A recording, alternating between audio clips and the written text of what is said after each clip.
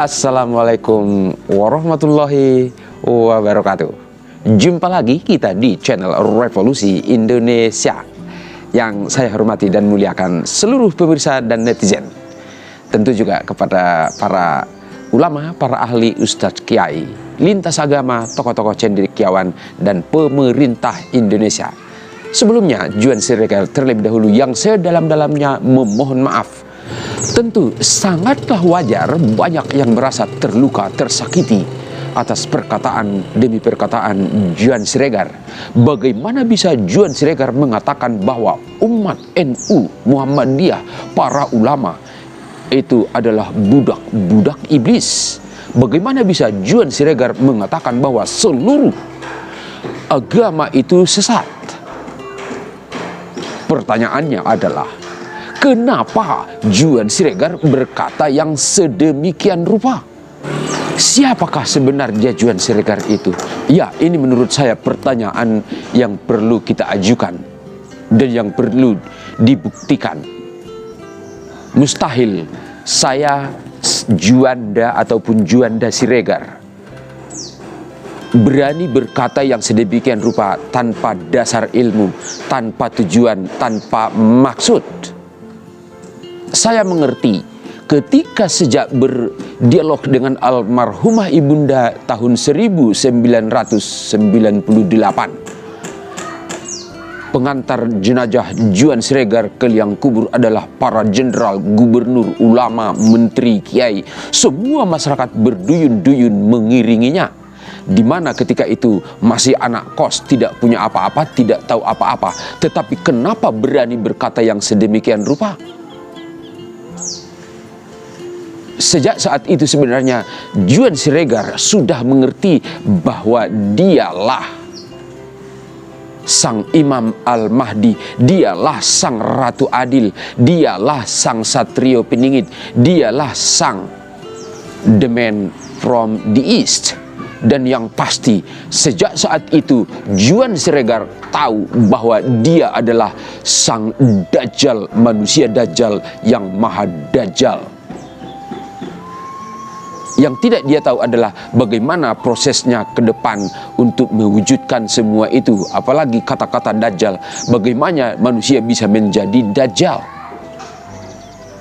Namun kita melihat bagaimana di video-video sebelum telah diurai semuanya. Tentu semua itu tidak ada gunanya sama sekali apabila itu tidak dibicarakan untuk membuktikan kebenarannya dengan para ahli, para ulama, lintas agama, tokoh-tokoh cendekiawan negara, tentu juga dengan pemerintah. Apabila itu terjadi, itulah awal dari kebangkitan bangsa Indonesia menjadi pemimpin dunia, mercusuar dunia. Karena ilmu panduan proses pelaksanaannya telah tertulis di 3 buku ini. Buku yang pertama, Revolusi Spiritual, Wujudkan Indonesia Kiblat Prestasi Dunia, berisi tentang penyempurnaan ilmu-ilmu seperti filsafat, psikologi, sejarah, ekonomi, bahasa. Seperti teorinya Charles Darwin, teorinya Sigmund Freud, dan yang lain. Sedang buku kedua, Hati Nurani Bangsa Berzikir Sepanjang Masa, yang dijilid terbalik seperti Al-Quran, menjadi judulnya Seolah-olah Surga di Pintu Langit. Buku inilah yang berisi penyempurnaan agama.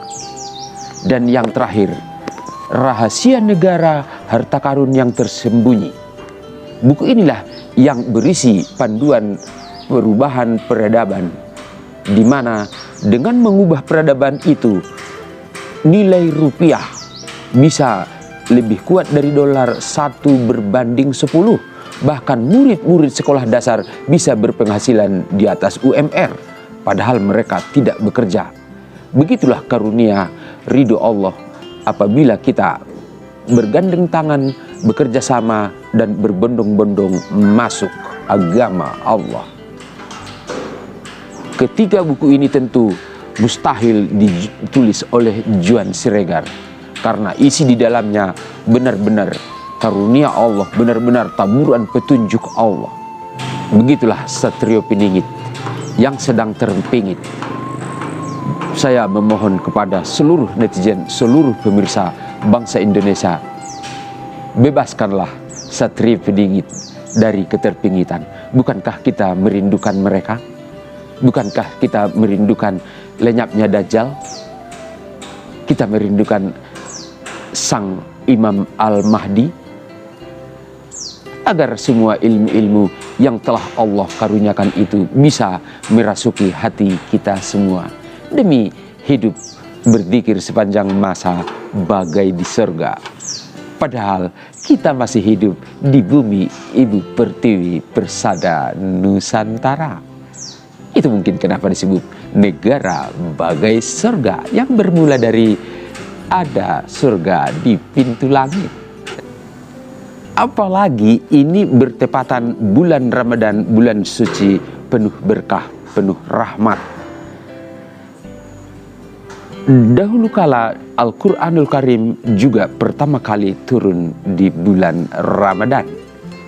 Apakah Ramadan ini benar-benar Satrio Piningit, Imam Al-Mahdi, ataupun buku Trisulaweda itu akan diperkenalkan ke seluruh bangsa Indonesia?